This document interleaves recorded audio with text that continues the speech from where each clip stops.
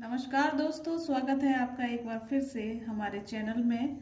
और कैसे हैं आप सभी? आई होप अच्छे होंगे। एक बार फिर से हम हाजिर हैं कुछ करंट अफेयर्स के क्वेश्चनों के साथ। तो चलिए, वीडियो को शुरू करने से पहले आपसे एक गुजारिश है कि आप वीडियो को लाइक, शेयर और सब्सक्राइब जरूर कीजिएगा। तो चलिए शुरू करते हैं आज का हम करंट अफेयर्स के क्वेश्चन। तो देखिए, हमारा पहला क्वेश्चन हो जाएगा, केरल के सर्वोच्च नागरिक सम्मान केरल पुरस्कारंगल से किसे सम्मानित किया गया?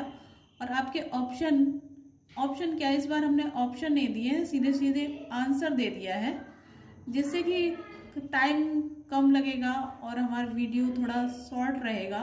काफ़ी लंबा वीडियो हो जाता है, तो इसलिए सिर्फ आंसर रखे हुए हैं। तो चलिए इसका पहला आंसर देख लेते हैं।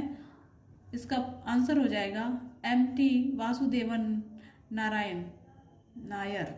सॉरी, आपको बता दें कि केरल के राज्यपाल आरिफ मोहम्मद खान ने 22 मार्च 2023 को प्रतिष्ठित व्यक्तित्व को पहला केरल पुरस्कारंगल राज पुरस्कार प्रदान किया गया है।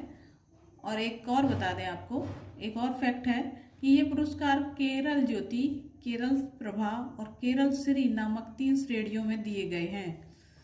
चलिए दूसरा क्वेश्चन देख लेते हैं। प्रश्न नंबर 2 है, शीर्ष 10 हुरुन ग्लोबल रिच लिस्ट 2023 में एकमात्र भारतीय कौन है? और आपका ऑप्शन हो जाएगा मुकेश अंबानी। सॉरी, आंसर हो जाएगा मुकेश अंबानी। मुकेश अंबानी को तो आप जानते ही होंगे। चलिए नेक्स्ट क्वेश्चन देख लेते हैं। प्रधानमंत्री मोदी ने ITU area office and innovation centre का उद्घाटन कहाँ किया है? और आपका जवाब हो जाएगा, आंसर हो जाएगा दिल्ली में। आपको बता दें कि प्रधानमंत्री ने भारत 6G विजन डॉक्यूमेंट का भी अनावरण किया है। हमारा चौथा क्वेश्चन हो जाएगा दोस्तों, देख लेते हैं कि त्योहार घोड़े यात्रा किस देश में मनाया गया है? एक घोड़े यात्रा करके त्योहार है जो कि किस देश में मनाया जाता है? तो आपका आंसर हो जाएगा नेपाल में। यह नेपाल में मनाया जाता है। और इससे संबंधित कुछ फैक्ट बता देते हैं। घोड़े यात्रा जिसे घोड़ों का त्योहार के रूप में भी मनाया जाता है, 21 मार्च 2022 को नेपाल के ललितपुर में मनाया गया है। घोड़े यात्रा महोत्सव मल्ला शासन, जब मल्लाओं का शासन रहा होगा उस टाइम की बात है, 13वीं शताब्दी से 18वीं शताब्दी के दौरान की बात है, द्वारा मनाया जाता था। इससे मल्ला शासन जिसका चलता था उस टाइम ये घोड़े यात्रा त्योहार मनाया जाता था। सवाल नंबर 5 देख लेते हैं कि 22 मार्च 2023 को किसने कॉल बिफोर डूडिंग नामक ऐप लॉन्च किया है? और आपका आंसर हो जाएगा, आपका सही जवाब हो जाएगा नरेंद्र मोदी, यानी कि हमारे देश के प्रधानमंत्री। यह असंगठित खुदाई को रोकने में मदद करेगा। जो ये ऐप है, ये जो असंगठित खुदाई होती है उसको रोकने में मदद करेगा और इसको PM मोदी ने लॉन्च किया है।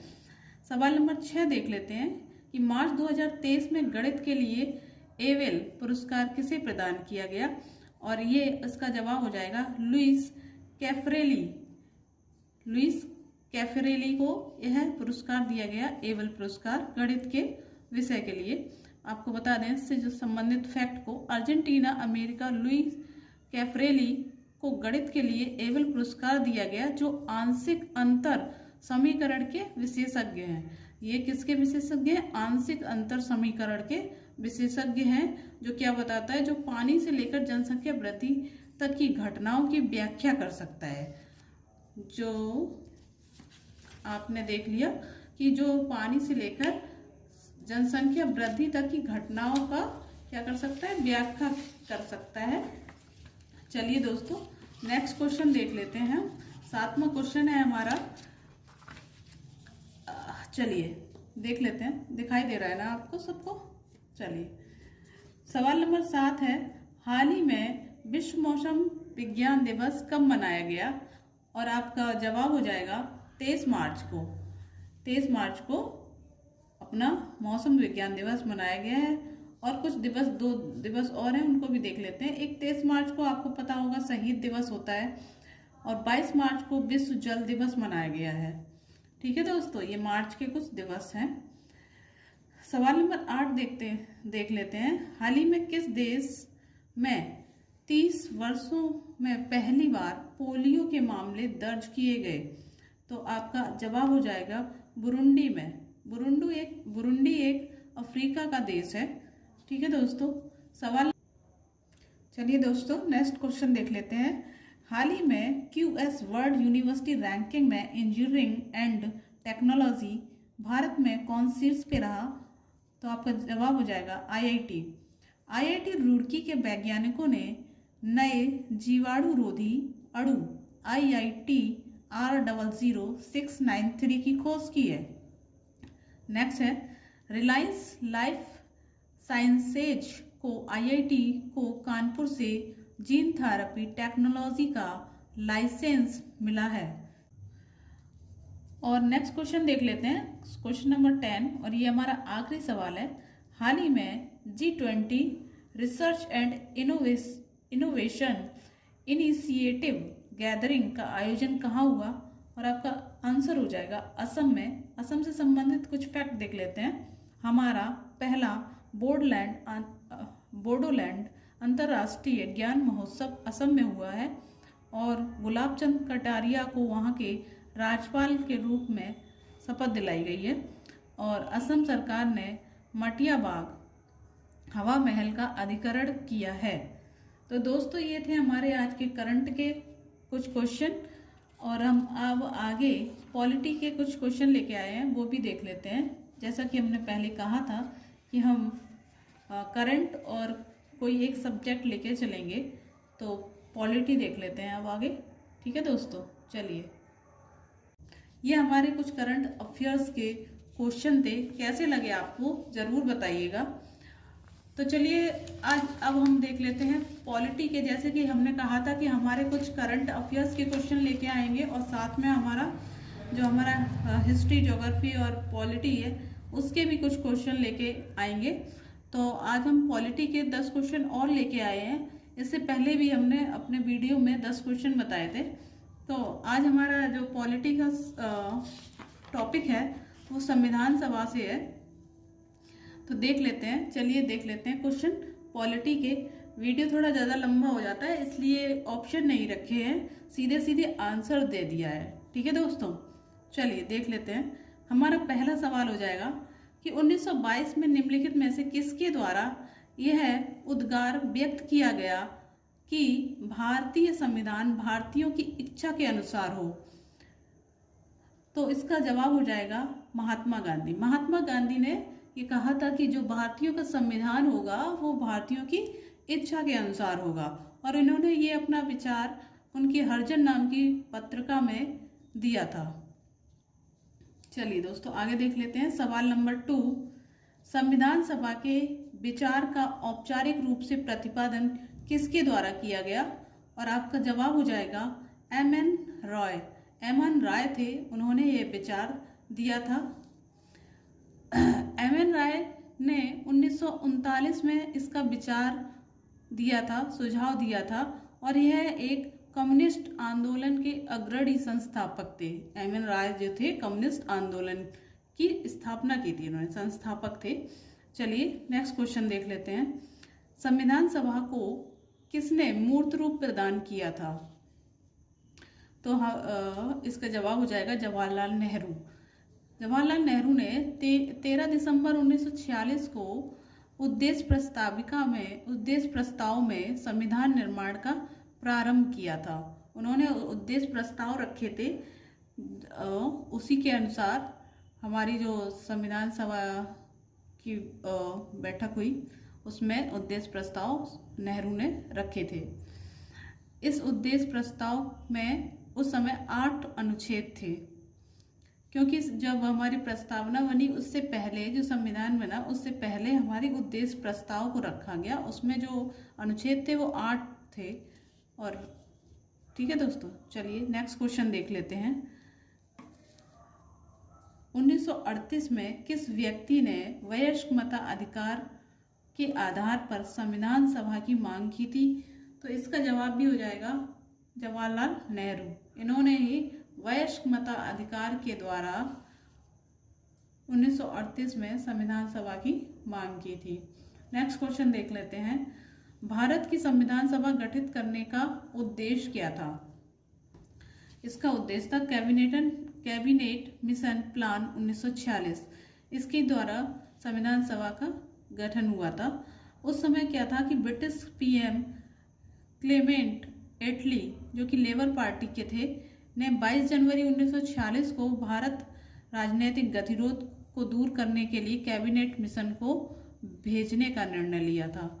इन्होंने एक कैबिनेट मिशन भेजा था जिसके द्वारा हमारा संविधान बनाने का एक प्रक्रिया शुरू हुई थी। और इस कैबिनेट मिशन में 3 सदस्य थे। एक थे हमारे स्टैफोर्ड क्रिप्स, दूसरे थे AB अलेक्जेंडर और तीसरे थे पैंथिक लॉरेंस। और जो पैंथिक लॉरेंस थे वो इसके अध्यक्ष थे। चलिए नेक्स्ट क्वेश्चन देख लेते हैं। हमारा 7वां क्वेश्चन हो जाएगा 1936 में भारतीय राष्ट्रीय कांग्रेस द्वारा संविधान सभा के गठन की मांग कहाँ के अधिवेशन में रखी गई? कांग्रेस ने जो अधिवेशन हुआ उसमें संविधान सभा के गठन की मांग रखी, तो वो अधिवेशन कहाँ हुआ था? फैजपुर में हुआ था, फैजपुर में। ठीक है दोस्तों, चलिए नेक्स्ट क्वेश्चन देखते हैं। कैबिनेट मिशन योजना के अनुसार संविधान सभा में कितने सदस्य थे? तो ये आपको पता होगा शायद कि कैबिनेट मिशन की संविधान सभा में सदस्यों की संख्या थी वो 389 थी। चलिए नेक्स्ट क्वेश्चन देख लेते हैं। प्रस्तावित मूल संविधान में कुल सदस्यों का विभाजन किस प्रकार होना निश्चित हुआ? जो हमारी संविधान सभा थी, उसके संविधान था, उसके मूल संविधान में जो सदस्य थे वो किस प्रकार विभाजित किए गए? तो पहला था हमारा ब्रिटिश प्रांतों के 292 सदस्य थे और देसी रियासतों के 93 सदस्यों को लिया गया और हमारी मुख्य मिशन कमिश्नरी क्षेत्रों से 4 प्रतिनिधित्व थे। तो इस तरह से हमारे सदस्यों को बांट दिया गया था। चलिए नेक्स्ट क्वेश्चन देख लेते हैं। संविधान सभा के विभिन्न प्रांतों के लिए 292 सदस्यों का निर्वाचन होना था। इनमें से कांग्रेस के कितने प्रतिनिधि निर्वाचित होकर आए थे? तो इसमें कांग्रेस के 208 सदस्य निर्वाचित होकर आए थे। 292 सदस्यों के निर्वाचन में 208 सदस्य कांग्रेस के थे। नेक्स्ट क्वेश्चन देख लेते हैं। पुनर्गठन के फलस्वरूप वर्ष 1947 में संविधान सभा के सदस्यों की संख्या कितनी रह गई? जब देश का विभाजन हो गया और कुछ लोग जो पाकिस्तान चले गए, उसमें जब संविधान सभा के सदस्य थे उस टाइम 389 थे। तो जब विभाजन हुआ उसके बाद जब संविधान सभा का पुनर्गठन किया गया तो उसमें सदस्यों की संख्या 299 रह गई, क्योंकि कुछ सदस्य पाकिस्तान चले गए। तो ऐसे देश का विभाजन हुआ और कुछ सदस्य संविधान सभा के चले गए। देश के विभाजन के बाद संविधान सभा का पुनर्गठन हुआ, जैसा कि बता दिया है। चलिए नेक्स्ट क्वेश्चन देख लेते हैं। ये लास्ट क्वेश्चन है हमारा। संविधान सभा के पुनर्गठन के फलस्वरूप देशी रियासतों के लिए कितने प्रतिनिधि थे? जब विभाजन हो गया तब जैसा कि इसमें हमारे देशी रियासतों के कितने सदस्य रह गए? जो 70 रह गए। पहले 93 थे और फिर 70 रह गए विभाजन के बाद, पुनर्गठन के बाद। ठीक है दोस्तों, सॉरी, ये हमारे आज के क्वेश्चन थे। कैसे लगे ज़रूर बताइएगा। और एक सवाल आपको हमने कमेंट बॉक्स में पिछले वीडियो में पूछा था, शायद आपने जवाब नहीं दिया, कोई बात नहीं, थोड़ा सा लाइक और सब्सक्राइब कर दीजिए दोस्तों। इसमें कोई कुछ जाता नहीं है किसी का। ठीक है, तो आज का एक क्वेश्चन और दे देते हैं जिससे कि आप पता चलेगा कि आपने वीडियो को कैसे देखा है या नहीं देखा ध्यान से। चलिए एक हमारा क्वेश्चन हो जाएगा कि हाल ही में किस देश में 30 वर्षों में पहली बार पोलियो के मामले दर्ज किए गए हैं। पोलियो के जो मामले आए हैं वो किस देश से आए हैं, तो उस देश का नाम बताना है आपको। ठीक है दोस्तों, तो आज का वीडियो इतना ही था, और क्वेश्चन कैसे लगे बताइएगा, और चैनल को सब्सक्राइब कीजिएगा, बेल आइकन को प्रेस कर लीजिएगा, जिससे अगर हमारा नोटिफिकेशन आपको मिल सके। और ठीक है दोस्तों, तो आज के लिए इतना ही। सब्सक्राइब करना ना भूलें, लाइक और शेयर भी करें। ठीक है, नमस्कार, जय हिंद।